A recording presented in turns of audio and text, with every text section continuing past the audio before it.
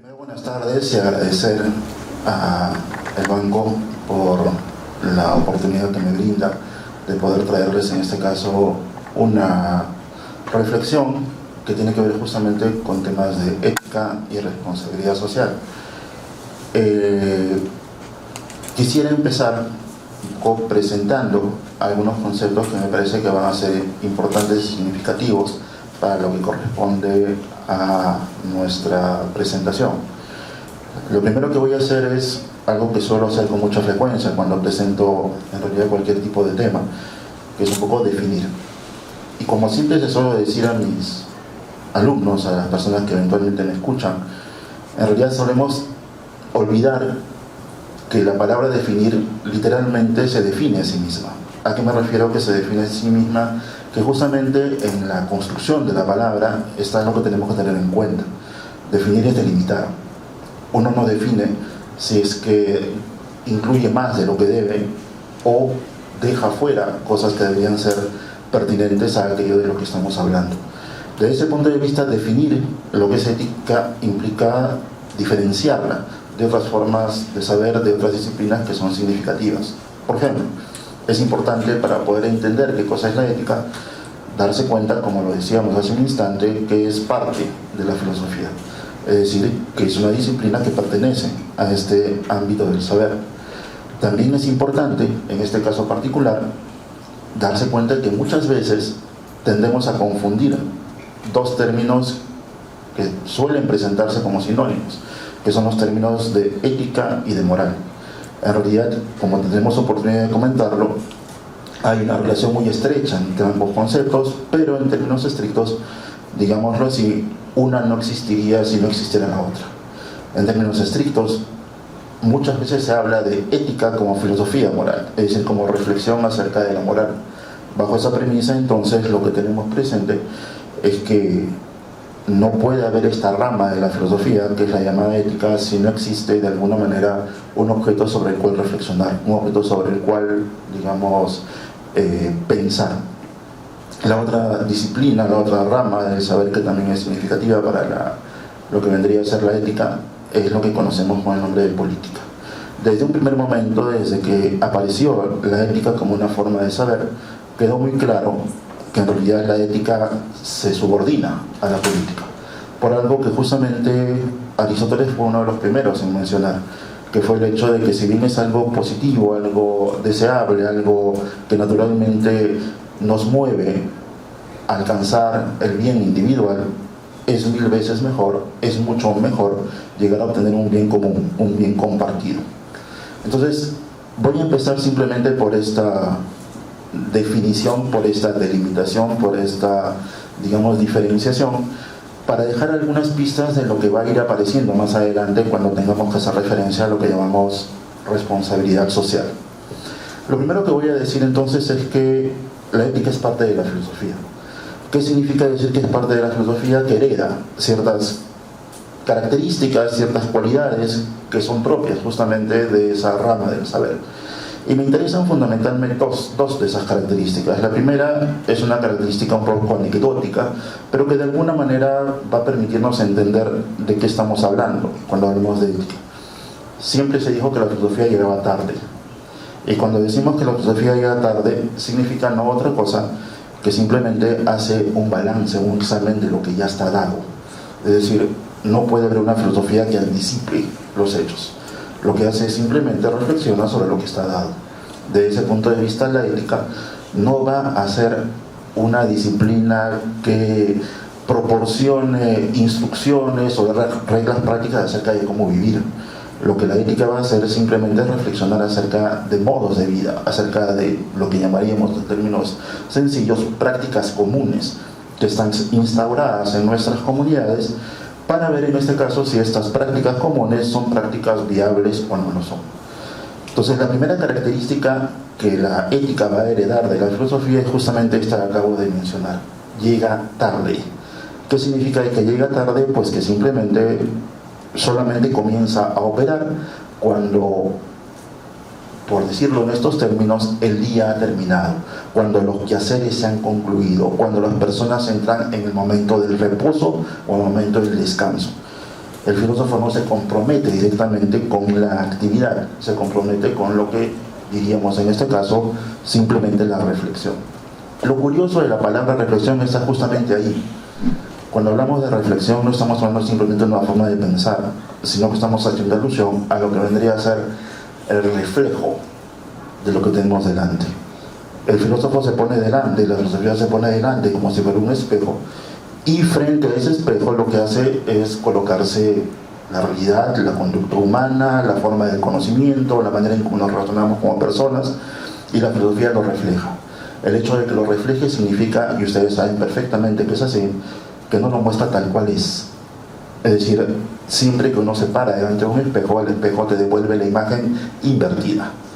En este caso particular, ¿eso qué significa? Que la filosofía no se limita exclusivamente a dar cuenta de lo que tiene delante, sino que descubre detrás de lo que tiene delante una serie de elementos que pasan desapercibidos. Y para esto me refiero simplemente a una anécdota que puede ser significativa a lo que estoy diciendo en este momento.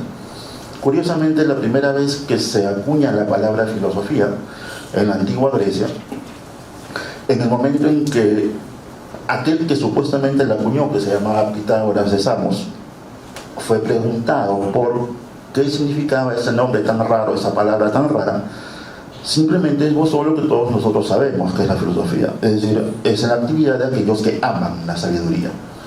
Pero naturalmente, y era completamente comprensible, aquellas personas que le habían formulado la pregunta, le repreguntaron y le dijeron: ¿sabes qué cosa? No te entendemos, no sabemos a qué te refieres cuando hablas de alguien que ama la sabiduría. Y lo que hizo justamente Pitágoras es ser didáctico. ¿Qué significó ser didáctico? Significó simple y llanamente mostrarle a través de un ejemplo de qué estaba hablando. Y mencionó que en la vida, o la vida, es como un entretenimiento, como un lugar a donde las personas van y se reúnen con diferentes fines. Decía él que la vida era como las actividades que ocurren dentro de los Juegos Olímpicos. Y así como hay algunas personas que van a competir, y obviamente lo que aspiran es al honor y a la gloria y a ganar, hay otras personas que van a comerciar, y por lo tanto a beneficiarse y obtener algo de por medio. Pero hay un tercer tipo de personas, decía Pitágoras, que no van ni para uno ni para otro. Se limitan exclusivamente a observar, se limitan exclusivamente a ver. Y en este caso vemos claramente a qué me refiero cuando hablo de reflejo. En realidad, lo que el filósofo hace, lo que el observador hace, lo que la persona que no está comprometida con la acción hace, es justamente devolverle un reflejo de la actividad de cada uno de ellos. Y en el reflejo que se le devuelve, se descubren cosas que naturalmente ninguna de esas personas puede ver por sí mismas. ¿Por qué no las pueden ver? Por una razón muy sencilla: están comprometidas con su propia actividad. El ejemplo es muy sencillo. Si estás viendo a una persona que está nadando y le preguntas qué está haciendo, es evidente que si es que se detiene a responderte, va a dejar de nadar. Bajo esa premisa son dos tipos de actividad: la actividad que en este caso está vinculada con la realización de un fin o una tarea, y aquella otra actividad que es propia de la filosofía y que tiene que ver fundamentalmente con el reflejar la vida cotidiana. De ese punto de vista, la ética hereda esa característica de la filosofía. ¿Qué significa que la hereda?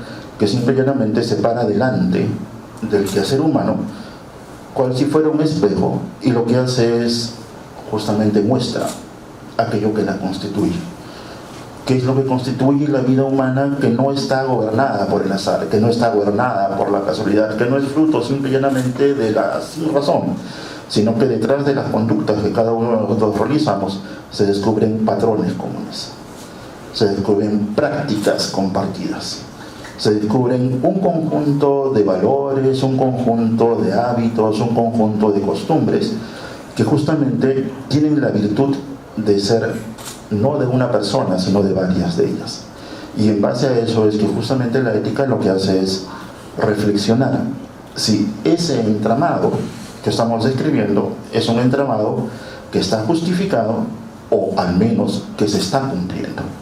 Para decirlo en términos muy sencillos, lo que estaría caracterizando en este caso particular a la ética es una mirada reflexiva acerca del actuar, una mirada reflexiva acerca del comportamiento humano. No es psicología, porque no predice comportamientos. La ética no tiene la pretensión, por decirlo de alguna manera, de regular conductas. Lo que la ética tiene es el interés de simplemente aportarnos mayor conocimiento, aportarnos mayor información, en la medida en que justamente mayor conocimiento, mayor información puede llevarnos a tomar decisiones que sean decisiones más razonadas, decisiones más justificadas, decisiones que en última instancia competan al tipo de organismo que somos.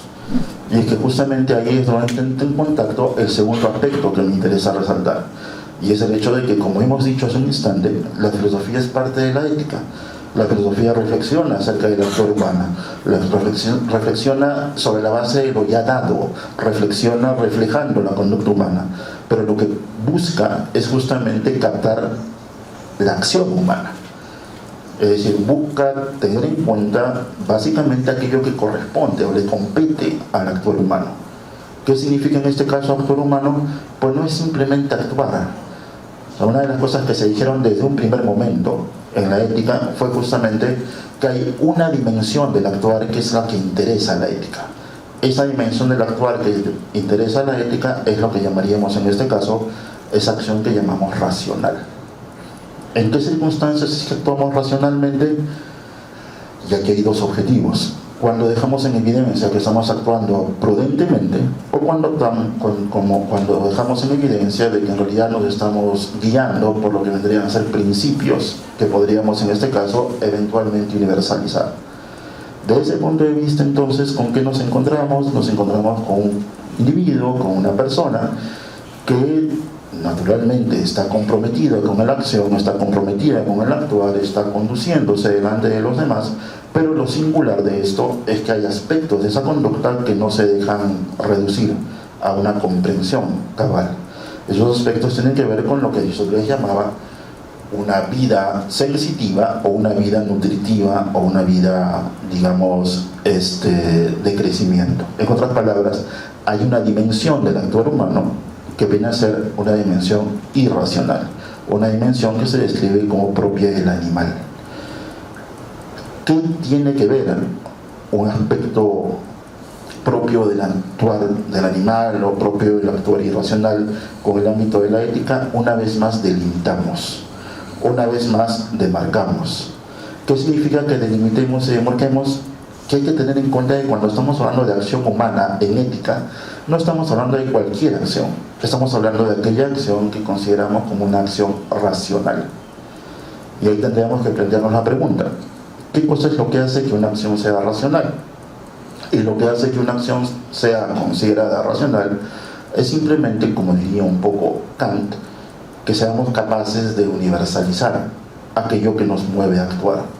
¿Qué significa que universalicemos aquello que nos lleva a actuar? Pues simplemente que nos tengamos en cuenta que no solamente los intereses que se toman en cuenta son los intereses de cada cual, sino los intereses de los demás. Dicho en términos más sencillos, cada vez que uno va a actuar, tiene que asumir un rol que es un rol inusual para uno. Ese rol es el de no solamente gobernarse a sí mismo, sino de gobernar a cualquier persona que esté en condiciones de poder hacer lo mismo. Para decirlo con más precisión o con más claridad, hay una palabra clave aquí, y es la palabra discernimiento. Lo que se espera de una persona que actúa racionalmente, lo que se espera de una persona que actúe moralmente, es que esa persona no simplemente se deje guiar por inclinaciones, por impulsos o por pasiones, sino que sea capaz de, digamos, controlar o guiar o encauzar lo que vendría a ser el comportamiento de cada cual. Entonces, con lo que nos encontramos fundamentalmente, ¿con qué es? Nos encontramos en la ética con una reflexión acerca de un tipo particular de acción. Ese tipo particular de acción es lo que llamamos acción racional o acción moral. Mucho cuidado, no es lo mismo actuar moralmente que actuar éticamente. Cuando una persona actúa moralmente, lo que está haciendo es simplemente, digamos, garantizarse una receptividad, garantizarse una aprobación, garantizarse hasta cierto punto lo que vendría a ser reconocimiento a su comportamiento o a su conducta. En otras palabras, lo único que está demostrando es que el proceso por el que ha pasado a lo largo de muchos años ha sido un proceso que se ha realizado de manera eficiente. Todos los que estamos aquí nos comportamos bien casi siempre cuando hay una autoridad de por medio.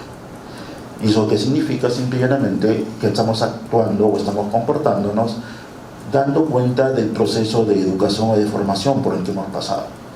El hecho de que simplemente actuemos de una forma que resulta razonable o resulta aceptable a los demás, simplemente implica que estamos aprendiendo juntos, que estamos adquiriendo, en este caso particular, un conjunto de instrucciones acerca de la vida, que las adquirimos de manera común, de manera compartida. Bajo esta premisa, entonces, la tendencia en la ética es a descubrir por detrás de muchos actos que podrían considerarse como actos morales, no otra cosa que actores convencionales, no otra cosa que actores condicionados, no otra cosa que comportamientos que simplemente obedecen a un proceso de formación, a un proceso de educación.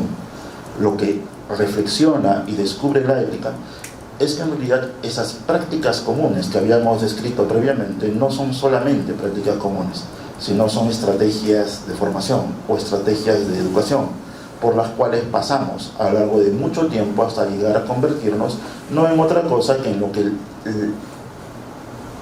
el entorno, lo que podríamos llamar los adultos, consideran aceptable o razonable. Para decirlo en pocas palabras, se nos forma básicamente para ser buenas personas, se nos forma básicamente para ser buenos ciudadanos, no se nos forma para ser seres humanos, se nos forma simple y llanamente para que encajemos dentro de un sistema que naturalmente va a valorar nuestros comportamientos y va a cuestionar o discutir otros. La ética quiere algo más. La ética lo que quiere es forzar los límites del comportamiento humano. La ética se plantea la pregunta si efectivamente lo máximo a lo que podemos aspirar desde el punto de vista del comportamiento de la conducta es hacer unos buenos animales domesticados, es decir, a responder de acuerdo a las expectativas de las personas que están a nuestro alrededor, es decir, a dar cuenta finalmente de esas prácticas comunes en las cuales cada uno de nosotros hemos sido formados y naturalmente de hasta cierto punto responder a lo que vendría a ser en este caso particular justamente sus fines. Para decirlo en términos más concretos, en términos más prácticos, no es el final del proceso de formación o el proceso de educación el terminar por convertirte en un sujeto que hace lo que los demás le dicen que tienen que hacer. En realidad el final del proceso de formación y el proceso de educación consiste en llegar a ese momento en el cual tomes en tus manos tu propio comportamiento y tu propia conducta. El objetivo de la ética es simplemente llamar la atención hacia qué, hacia el hecho de que casi la totalidad de nuestro comportamiento, casi la totalidad de nuestra conducta se reduce a dos formas o tipos de conducta. Esa conducta que llamamos la que responde a inclinaciones, la que responde a impulsos, la que responde a la vida instintiva, y que simple y llanamente lo único que da cuenta de que es de un mal proceso de formación o de un proceso de educación incompleto. Es decir, ¿por qué una persona en términos estrictos se deja guiar por la impulsividad? ¿Por qué una persona se deja llevar por, digamos, sus pasiones? La razón por la cual se deja llevar es porque de alguna manera el medio a través del cual se ha tratado de contener esa impulsividad y esa irracionalidad ha demostrado que es insuficiente, ha demostrado que no es el más apropiado, ha demostrado que no es el más adecuado. La mejor explicación o lo que mejor justifica esto que estoy diciendo es que cuando una persona simplemente actúa fuera de los criterios aceptados, no se la elimina, se la vuelve a recluir. Y la expresión volver a recluir no es casual, porque basta con darnos cuenta de un detalle. Pasamos la mayor parte del tiempo dentro de espacios cerrados.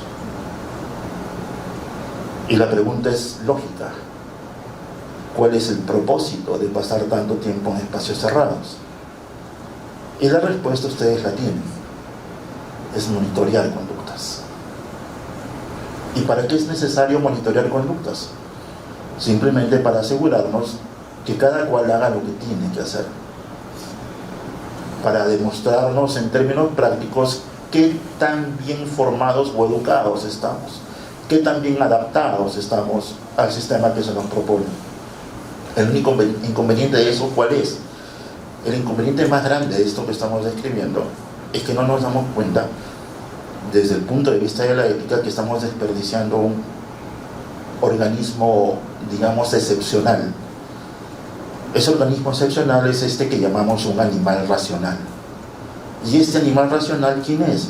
Es este sujeto que es capaz no solamente de actuar conforme a las expectativas de los demás, sino es capaz de darse cuenta que es posible actuar bajo sus propias reglas y sus propias normas. El objetivo de la ética es, por decirlo en pocas palabras, darnos cuenta de que somos capaces de actuar autónomamente, que somos capaces de actuar fuera de cualquier tipo de condicionamiento. Y claro, la pregunta de rigor es: ¿cómo hago para actuar de esa manera? Y la respuesta es simple, pues: actuar pensando, actuar racionalmente. ¿Qué significa actuar pensando o actuar racionalmente? Simplemente ponte a pensar en un detalle muy particular. Lo que quieres que justifique tu comportamiento, lo que quieres que se convierta en máxima de tu acción, lo que quieres que se convierta simple y llanamente en motivación de tu propia conducta, no solamente puede serlo de la tuya, tiene que serlo de todos. Bajo esta premisa, si te atribuyes el derecho de mentir, entonces asume que el mismo derecho se lo estás atribuyendo a todos los demás. Y ahí te das cuenta de un pequeño detalle: no vas a mentir porque esté mal mentir, no vas a mentir porque te han dicho que no mientas, no vas a mentir porque tengas miedo a la sanción o al castigo, no vas a decir la verdad porque sea digno de aplauso, no vas a decir la verdad porque simplemente sea algo estimable o valioso.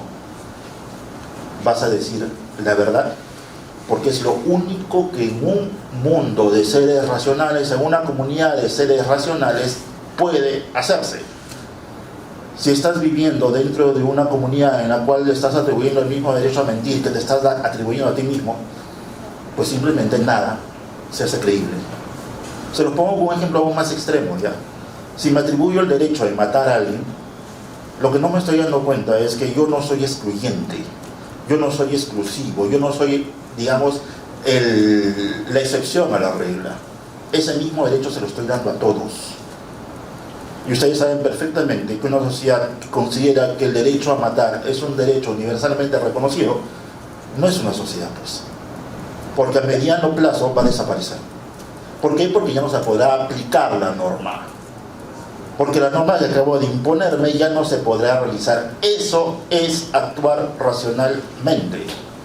Eso es actuar moralmente. No es actuar moralmente hacer lo que los demás quieren que hagas. Es actuar haciéndote cargo, no solamente de tu conducta, sino de la conducta de todos los demás. Y ahí ocurre algo muy raro y muy extraño. No estás universalizando solamente tu conducta. Estás atribuyéndote una función que en realidad, curiosamente, parecía solamente propia de otro tipo de seres. Te estás convirtiendo en legislador. Te estás convirtiendo en quien impone leyes. Ya no solamente a ti, sino a todos los demás. Porque lo que estás considerando es que cualquier sujeto racional sería capaz de hacer exactamente lo mismo que tú. Simplemente porque está guiándose de lo mismo. Pregunta muy sencilla: ¿en qué consiste este actuar racional? En tomar al otro como fin en sí mismo, en tomar al otro no como un medio para el cual llegar, que me sirva como trampolín para llegar a otro fin. Pero ojo con el detalle, mucho cuidado con lo que esto implica, y se los planteo como pregunta para que se la formulen ustedes mismos. ¿A quién consideras un fin en sí mismo? ¿A los demás o a ti? Bajo esa premisa, lo que estamos diciendo es que el problema más grave desde el punto de vista de la convivencia, en el ámbito de la ética, en el ámbito de la moral, es que no se da el paso que se necesita. Hablé de reflexión al principio, hablé de reflejo al principio. El problema del reflejo es que aparentemente te muestra una realidad distinta a la tuya. Ahora lo cierro con un concepto distinto. El espejo te devuelve tu imagen, no la de otro. Y si el espejo te está devolviendo tu imagen, lo que estamos diciendo es que el otro no puede ser visto como otro. Tiene que ser visto como tú mismo. Solamente así ese otro tendrá valor.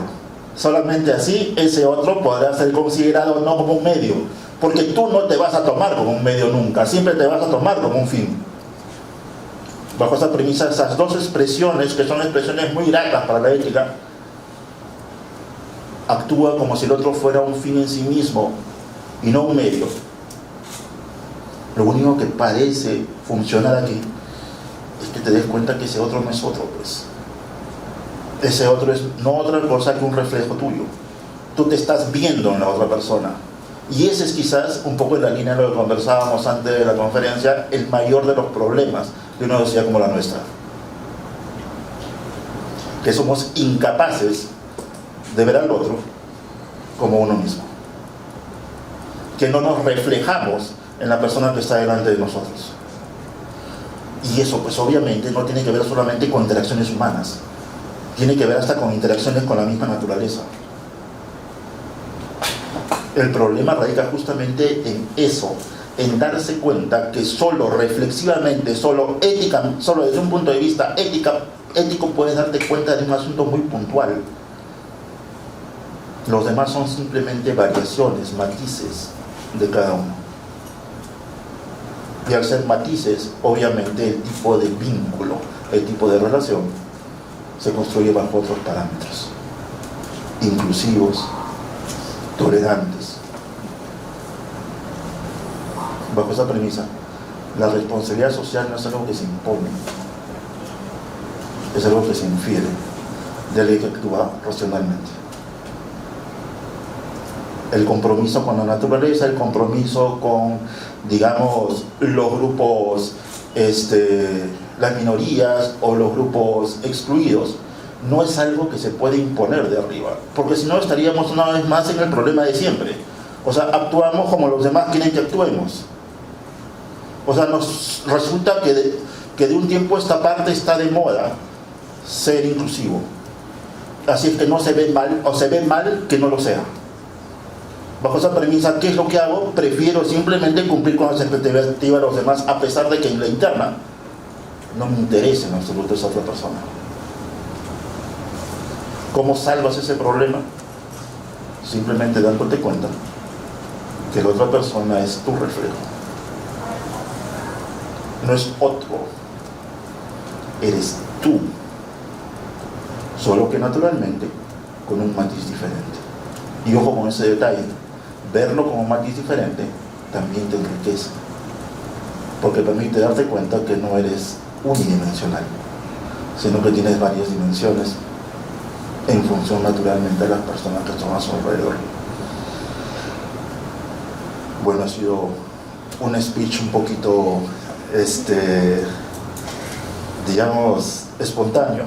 Había traído un papel pero terminó quedándose ahí, así es que me disculparán, pero simplemente me dejé llevar por lo que fui planteando. Espero que les haya parecido interesante y naturalmente cualquier pregunta estaría a disposición. Vamos a cerrar esta tarde con estas reflexiones. Nuestras conductas, tomar en cuenta nuestras conductas y hacernos cargos de las mismas. Yo les pregunto, ¿nos damos cuenta que somos capaces de actuar autónoma y racionalmente? Nos quedamos con esa reflexión esta tarde. Y otra, ¿nos reflejamos en el otro para darnos cuenta de nuestro accionar?